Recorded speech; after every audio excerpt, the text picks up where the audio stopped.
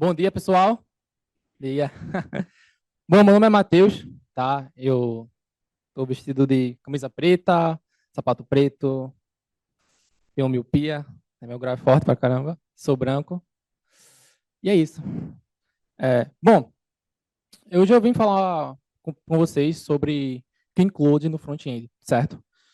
E, bom, eu gostaria de começar a apresentação tentando passar o slide. Cadê? Isso. Bom, eu gostaria de iniciar a apresentação contando para vocês a história de um jovem empreendedor, tá? Chamado João. O João, ele teve uma ideia de aplicativo incrível. E por conta dessa ideia, ele pensou, cara, eu vou começar a programar, vou começar a desenvolver. E ele começou, dia após dia, virando noites, programando, virado, tentando fazer o mais rápido possível o seu aplicativo para conseguir postar nas lojas dos aplicativos. E bom, ele conseguiu. Ele realmente desenvolveu o aplicativo. E foi um sucesso. Cara, milhões de downloads, bons reviews. Ele criou uma legião de fãs por conta do seu aplicativo.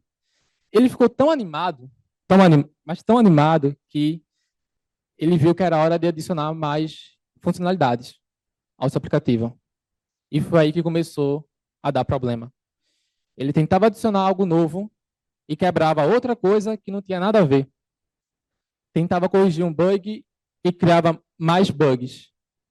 Era problema em cima de problema. Ele estava virando madrugadas para tentar corrigir o problema e não estava conseguindo. Ele só criava mais bugs.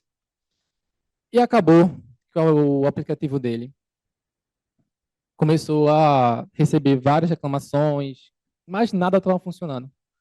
E no final, o aplicativo dele caiu nas profundezas da Play Store e App Store. E ninguém nunca mais ouviu falar sobre o seu aplicativo. E ele ficou mal. Ele ficou muito mal e amargou por ter tomado decisões ruins no início. E quais decisões foram essas? Bom, a decisão ruim que ele tomou é a questão da qualidade do seu código. Ele desenvolveu muito código ruim. Não tá. Passou agora? Foi.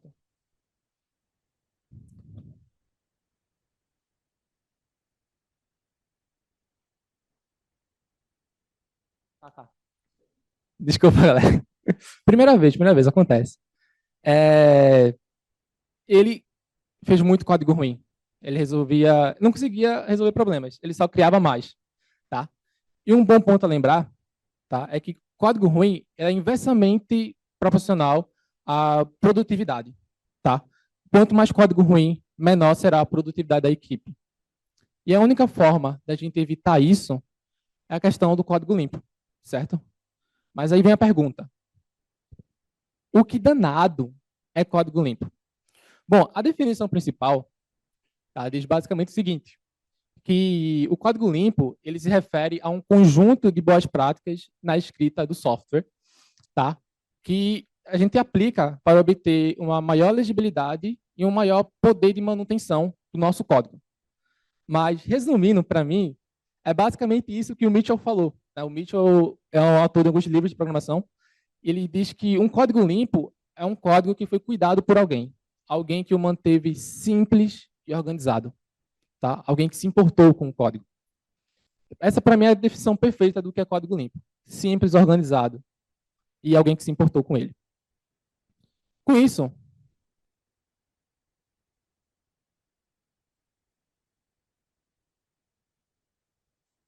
eu venho aqui trazer para vocês as 10 dicas arretadas do Clean Code. Essas 10 dicas, elas foram inspiradas, tá? Principalmente no livro do Martin, tá? O Robert Martin, o Clean Code, o Bob, certo? E também no livro Refatoração, do Martin Fowler. São dois livros, para mim, essenciais nessa questão do Clean Code.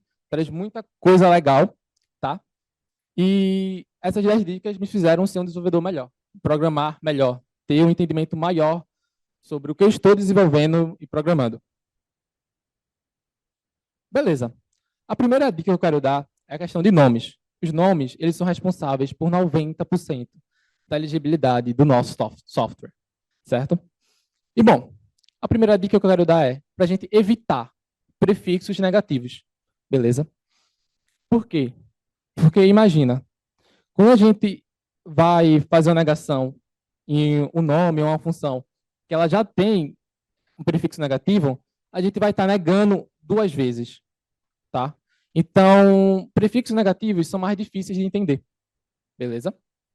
Outro ponto também, não oculte, tá? Isso é um ponto de atenção, não oculte os efeitos colaterais com o nome. Essa minha função, ela cria ou retorna um usuário. Ela não simplesmente cria ou dá um get user. Não, ela cria ou retorna. Então aqui eu estou deixando bem claro o que minha função faz, certo? Não ocultando os efeitos dela. Outro ponto também, dá nomes autoexplicativos. Se a gente dá um bom nome a uma função, a gente nem precisa entrar nela, né, ver o corpo dela para entender o que ela faz. Basicamente, com o nome autoexplicativo, a gente já sabe o que nossa função faz, beleza? E outro ponto é que os nomes de métodos e funções devem começar com verbos. Por quê? Funções são ações, são algo que a gente vai realizar, processos, né? E por ser uma ação, o verbo a gente usa para ações. Então, é muito importante porque a gente já deixa claro qual ação a nossa função vai fazer, certo? Beleza. Nomes, legal, os pontos mais importantes falados. Agora, funções, tá? As funções, elas devem fazer apenas uma coisa, certo? É um ponto, um dos mais importantes, que elas devem fazer uma coisa e que elas devem ser pequenas. A gente deve criar funções pequenas. O Bob, no seu livro do Clean Code, ele fala que uma função ela deve ter no máximo 20 linhas, certo? E caso comece a passar de 20 linhas, aí já é ideal a gente pensar em dividir uma função, beleza? Ela, como eu já tinha falado, devem fazer apenas uma coisa. São os dois pontos mais importantes em funções, certo? E elas devem fazer algo ou responder algo, tá? Isso é muita questão no comando consulta. Ou minha função, ela faz algo, ela altera o estado de algo, ou responde algo, certo? E outro ponto também muito legal é que quando blocos dentro de instruções, tá? If, while, else, elas devem conter apenas uma linha. Tá? O Bob fala isso. Beleza? Massa. Falamos sobre funções, nomes e agora parâmetros. A quantidade ideal de parâmetros para uma função é zero. Tá? Mas vamos lá. Por que... Deixa eu adiantar um pouquinho aqui. Vamos lá. Porque Bob, ele diz no seu livro que a quantidade ideal de parâmetros é zero, né? Sempre ter poucos parâmetros. Porque parâmetros, a gente precisa dar um contexto para eles, certo? Parâmetros podem ter uma combinação de valores, certo? E isso faz com que minha função ela fique difícil de ler, manter, certo? Então, por exemplo, quando eu tenho uma função com três parâmetros, se for possível, a gente tem que evitar. Porque a gente vai ter que dar mais contexto para funções, vai ter que pegar esses valores e passar para ela. E quando tiver mais de 3, ele já diz que a gente não deve fazer isso. Beleza? No seu livro, ele fala dessa forma, mas eu tenho um contraponto. Tá? Nada em tecnologia é escrito em pedra. É importante a gente ter funções pequenas e que tenham poucos parâmetros, mas depende do contexto, da aplicação, do que a gente está programando. Certo? É bom a gente sempre tentar evitar ter muitos parâmetros, por conta da questão que eu falei. É difícil de ler, manter e entender o que aquela função, como esses parâmetros, eles influenciam no resultado final. Então, quanto menos parâmetros a gente tiver, é mais fácil da gente entender o que a função faz. Tá? Nesse exemplo aqui, outro ponto também de parâmetros é a gente não passar parâmetros lógicos para a função, porque isso é considerado uma das piores práticas. Porque a gente está deixando claro que a nossa função faz mais de uma coisa. Ou ela faz uma coisa, se esse meu parâmetro lógico for verdadeiro, e ela faz outra se o parâmetro for falso, né, o valor do parâmetro. Então, isso não é legal. O ideal seria a gente fazer duas funções, uma que seria, nesse exemplo aqui, para mostrar a mensagem quando o cliente for premium e outra para quando o cliente for padrão, certo? Então, o ideal seria criar duas funções e não uma, beleza? Outro ponto também, voltando à questão dos parâmetros, a gente consegue reduzir o número de parâmetros através da criação de objetos, beleza? Isso, em primeira vista, parece uma trapaça, né? Que eu estou fazendo nada, trocar 4 parâmetros por um objeto que tem 4 chaves. Mas não é, certo? Quando eu agrupo um objeto, quando eu agrupo parâmetros em um objeto, eu estou dando contexto para eles. Eu estou dizendo que um depende do outro, tá? Então, nesse exemplo aqui, para calcular a área, eu preciso da minha largura e do meu comprimento para fazer o cálculo. Então, eu estou agrupando eles, tornando 2 parâmetros na função ruim, transformando em um objeto, certo? Beleza. Saindo de parâmetros, indo agora para a quarta dica arretada, condicionais. Uma das fontes mais comuns de complexidade de um programa é uma lógica condicional complexa. Como assim? Vamos lá. Nesse primeiro exemplo, tá? Eu tenho um condicional e essa, essa, essa lógica que ela faz, tá? Verifica basicamente se é verão, né? Eu verifico se é falso o valor, né? Se é antes do verão, verifico se é falso e verifico se é depois do verão, falso, né? Então, se não é depois e nem antes, é porque a gente está no verão, beleza? E o ponto que eu trouxe aqui é para a gente também evitar condicionais negativos. A gente sempre vai tentar evitar condicionais, nomes negativos, porque é mais difícil de entender. Mas não quer dizer que a gente não chegue a usar, mas é bom evitar, certo? Então, aqui, o que a gente faz? Nesse exemplo aqui, eu extraí para uma função. Eu decompus a condicional em uma função. Eu extraí para uma função. Então, aqui, eu tenho uma função chamada summer, certo? Verão. E ela vai retornar a lógica que antes estava em cima, certo? E ali na linha 8, tá? Eu tenho if summer, eu chamo essa função. E tá claro, né, que se for verão, a minha carga vai ser adaptada para o verão. Se não, vai ser uma carga padrão, sabe? Então, beleza. Decompor as condicionais complicadas e evitar condicionais negativas. Outro ponto também é evitar condicionais alinhadas. Esse exemplo aqui, eu tenho um if e depois tem um else, que dentro do else eu tenho um if, que também tem um else. Enfim, é muito complicado a gente entender e manter um código, manter um condicional dessa forma, tá? E uma solução para isso é a gente usar cláusulas de guarda, tá? Ou retorno antecipado, beleza? Aqui eu verifico, faço a verificação e já retorno. Já retorno o valor. Então, se estiver morto, eu faço o pagamento do morto. Se estiver separado, eu faço o pagamento separado. Sempre nessa. Tenho condicionais, vou ver que ela vai ficar grande, vai ficar alinhada, retorno antecipado. Cláusulas de guarda. Beleza? Bom, falamos condicionais, funções. Agora, laços de repetições. A quinta dica. Dividir um laço pode deixá-lo mais fácil de ser usado. Como assim? Vamos lá. Aqui, pessoal, eu tenho um laço de repetição que ele faz duas tarefas distintas, certo?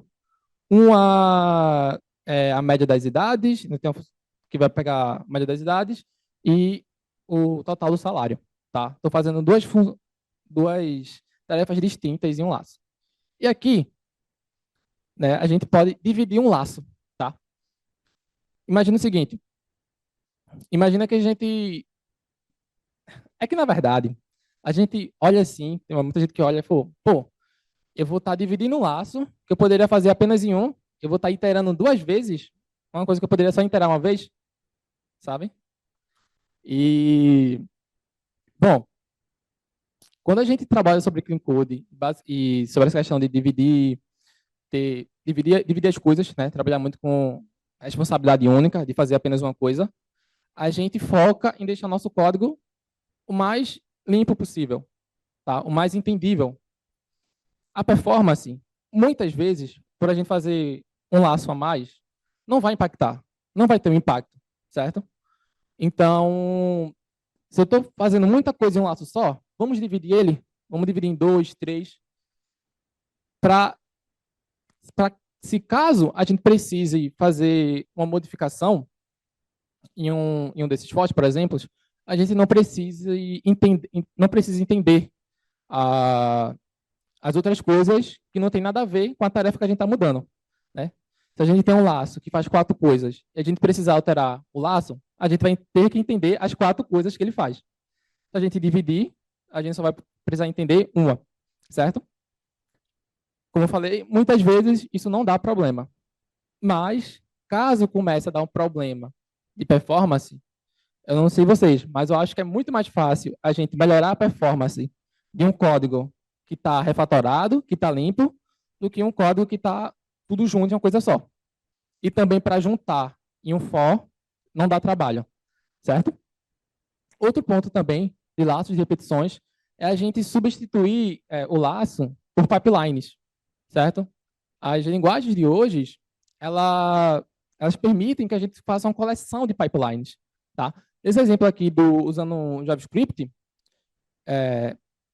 eu, no exemplo de cima, que é o exemplo ruim, eu fiz uma interação e estou fazendo uma condicional, né? E toda vez que essa condicional ela for verdadeira, eu vou adicionar no meu array o nome, certo?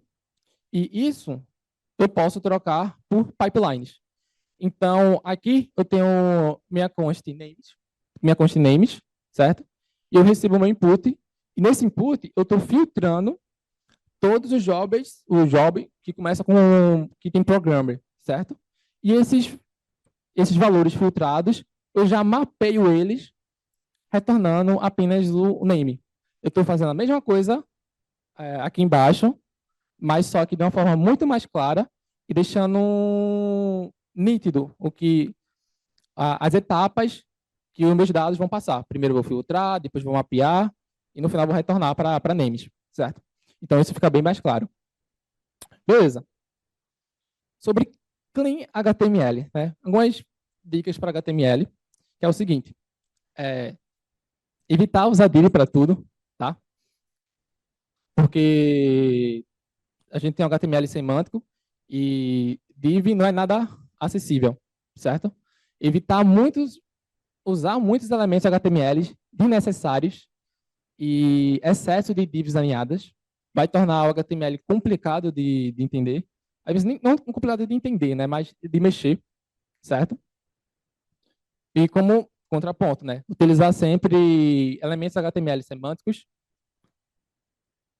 usar as tags da forma correta. Então, se eu vou ter uma navegação, por exemplo, a minha tag principal deveria ser o nav, se eu vou ter uma lista, começar uma lista deve ser o L. Então, usar as tags de forma correta, manter o HTML o mais simples possível, certo? E realmente a gente fazer só o que é necessário para fazer nossa interface funcionar, certo?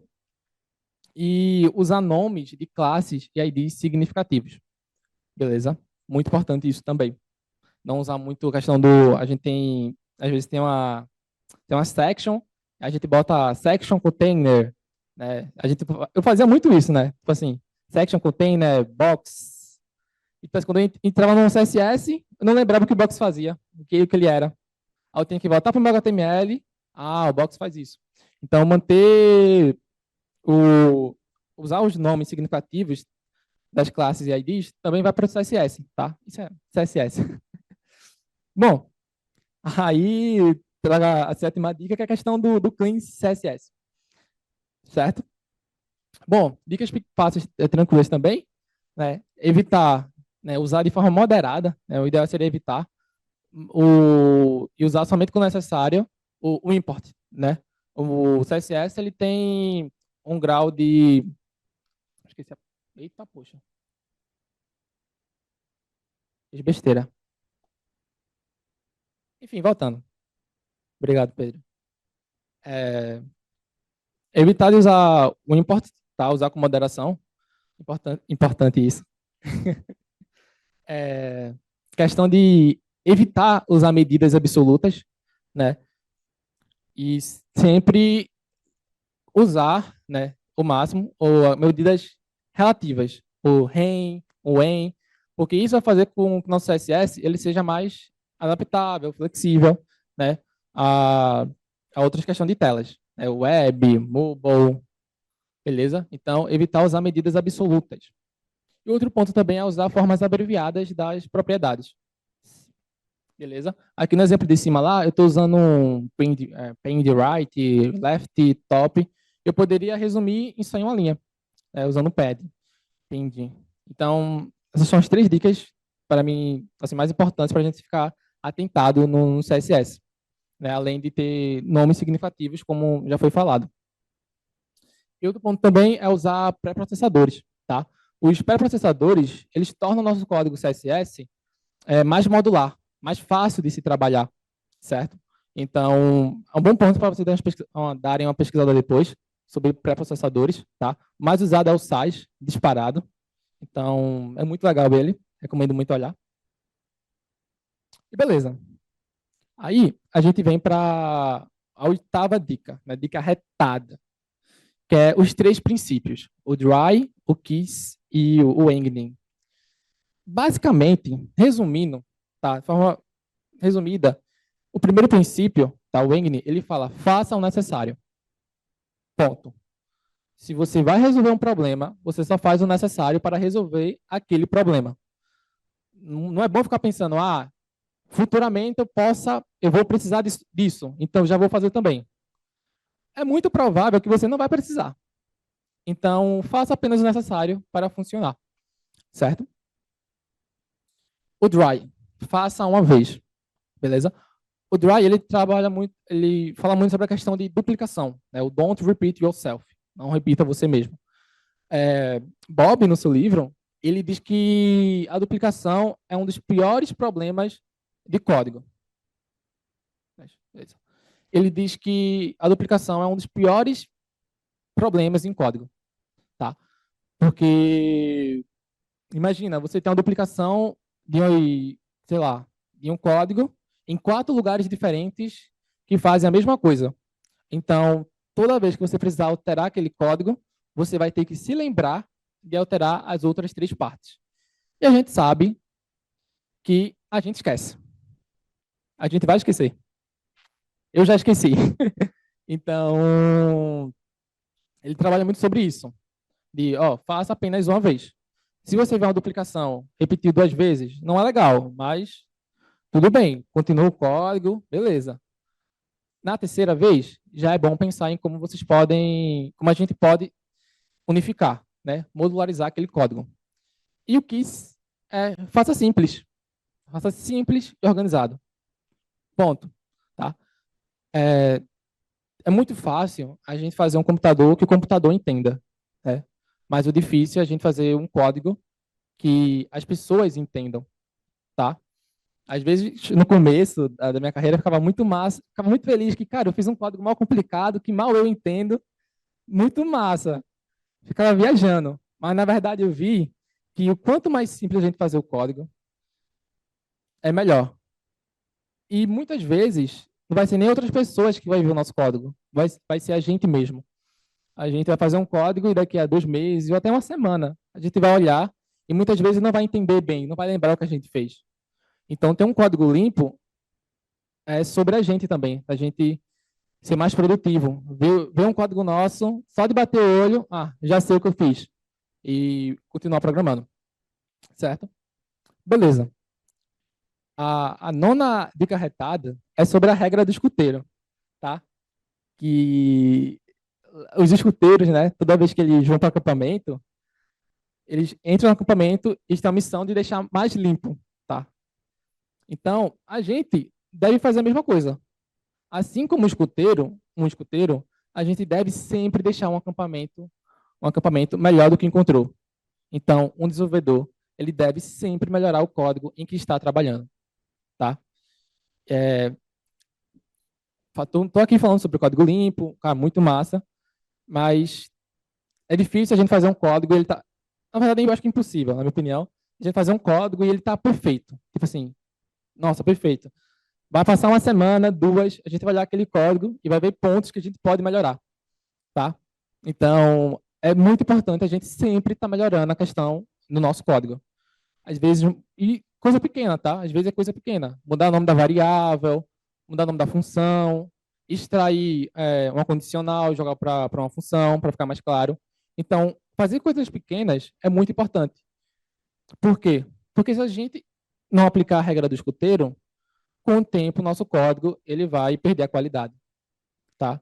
Com o tempo passando, ninguém mexendo, ele vai começar a perder a qualidade, beleza? E vai chegar um ponto e que vai ter que mexer nele porque não está mais sustentável manter ele, certo? E, dando um link numa dica, oportunidade, tá? Essa questão de você melhorar código, tem que refatorar, é bom pontuar que a gente deve refatorar com um propósito, tá? A gente não deve refatorar, e tem que evitar, na verdade, refatorar apenas por refatorar, certo? Então, quando a gente for adicionar novas funcionalidades, corrigir um problema, né, precisar entender uma parte do código, aí é uma boa oportunidade que a gente pode refatorar, tá? Que a gente vê aquele código, pô, tô aqui entendendo ele, tá meio difícil de entender essa parte, então por que eu não mudo o nome dessa variável? Para deixar mais claro, para os próximos que vão ler esse código, até para mim. Então, sempre que houver uma oportunidade, refatore, tá? Mas com um propósito. Então, se o seu propósito na hora de refatorar for dividir aquelas funções, então vamos trabalhar sobre dividir aquela função, tá? E sempre refatorando em pequenos passos. Sempre pequenos passos. E rodando os testes para garantir que nenhum problema será gerado, tá? Porque refatorar, mudar um código que já funciona, às vezes dá medo, dependendo do código. Você vê aquele código ali gigante, fala, cara, não fui eu que fiz, mal entendo ele, se eu mexer aqui vai quebrar. Então, Martin Fowler diz que no seu livro que quando você pega um código ruim para mexer, é muito provável que você vá piorar aquele código. Então, antes de refatorar um código, tente criar testes para ele, tá? Testes é muito importante, tá? No final, tipo assim, lendo refatoração, clean code, arquitetura limpa, no final é a mesma coisa. Eles sempre voltam para a questão dos testes. Eu acho incrível isso. Mas, enfim, refatorando sempre pequenos passos e com um propósito, certo? E, bom, enquanto isso, né, depois de ver todas essas dicas, a gente chega no final aqui que, lembrando do João, né, lembrando aqui do João. Enquanto isso, nas profundezas, né, da Play Store, da App Store, o João estava amargado, que o aplicativo dele, que deu maior sucesso, fez muito sucesso, ele não conseguiu manter, né, sobreviver ao tempo. Estava muito triste, né? E o João tem um final. A história do João tem um final, essa historinha. Que é o seguinte, aquele app que ele fez não tem mais salvação. Tá tão ruim que, independente de quem for mexer, só vai piorar, tá? Mas após essa palestra, né, o João veio para essa palestra aqui querendo solucionar esse problema. Após essa palestra, já recebi o contato do João, tá? Já conversou comigo e anotou as dicas e falou que vai fazer um próximo app de sucesso, tá? Como empreendedor, né, um jovem empreendedor, ele não desiste fácil. E a gente também não deve, certo? Então, é isso, né? Eu só falei aqui meu nome, não me apresentei, estou me apresentando aqui no final. Gostaria de falar que meu nome é Matheus Jean, tá? Me sigam no LinkedIn. Eu sou desenvolvedor front-end com mais de 2 anos de experiência na Accenture e estou graduando em ciência da computação na SED School, certo? Vou propor aqui, antes das dúvidas, perguntas, vou propor aqui um desafio para a galera, tanto do presencial quanto do online. Né? O TDC é sobre conectar pessoas, né? A gente fala muito sobre isso no TDC. Então, se 30 pessoas, tanto do online quanto do presencial, fazer uma postagem no LinkedIn, me marcar lá, falando sobre a apresentação, sobre o TDC, na semana que vem, a partir da próxima semana, eu vou disponibilizar como se fosse um roadmap, tá, do Clean Code, bem detalhado, falando sobre tudo, sobre nomes, funções, até comentários, coisas extras que vai ser muito legal compartilhar para vocês. Então, esse é o desafio, certo? E é isso. Vou abrir agora para perguntas. Quem quiser perguntar, comentar algo, tá? Agradeço a todos pela atenção.